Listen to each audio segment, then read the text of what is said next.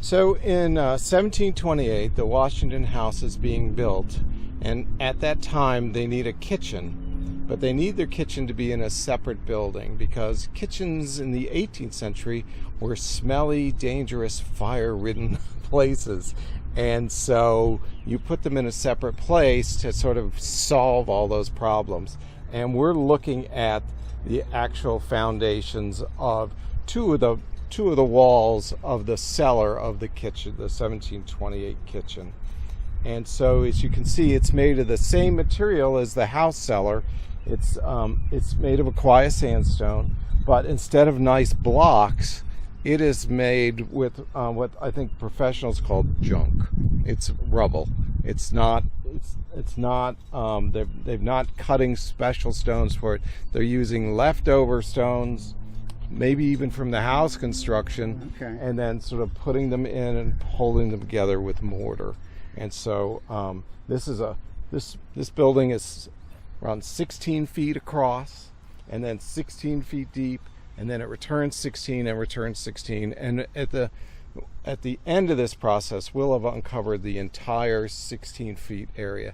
And then around it, we're looking for other architectural pieces of this building. We know this is here, and we'll excavate this, and we'll get a lot of great information. But what we'd like to see is other pieces of the building. And so more foundation that sort of tells us exactly what the dimensions of the building are.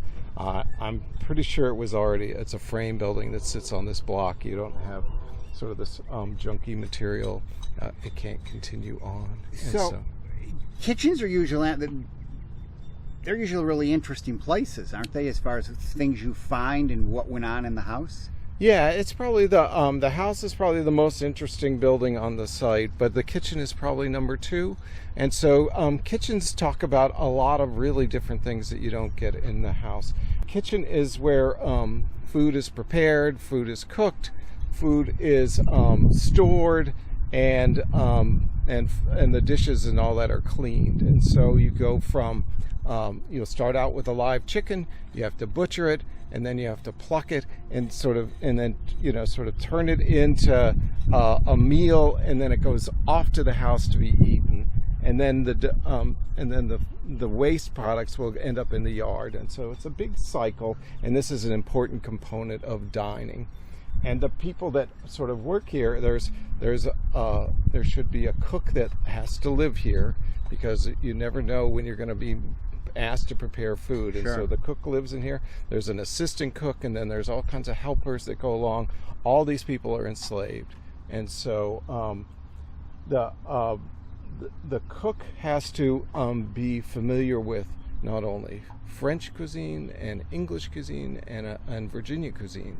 And so a very knowledgeable, very sophisticated, very avant-garde sort of understanding of the world is expected of that person. And so that's why the English colonists put the most value on cooks. They're considered the most valuable sort of helper to the farm. Eventually, do you hope to rebuild the structure itself? I think that's certainly the plan. It's going to take us a while to sort of figure out what this building looks like. We have like 3 or 4 more years of sort of excavating, and then we'll be ready to start the process of trying to conceptualize what the building looked like during the Washington period. And this, again, you always say that this site has all kinds of surprises, and as you continue to build up this site, this is another one of them.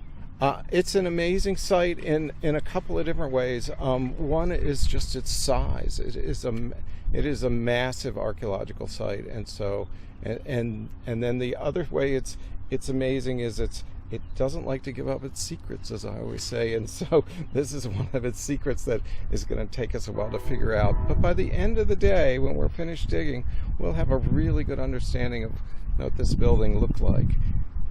And this seems like this is a real find. Once you're able to put all the pieces together and find it all, this is really significant.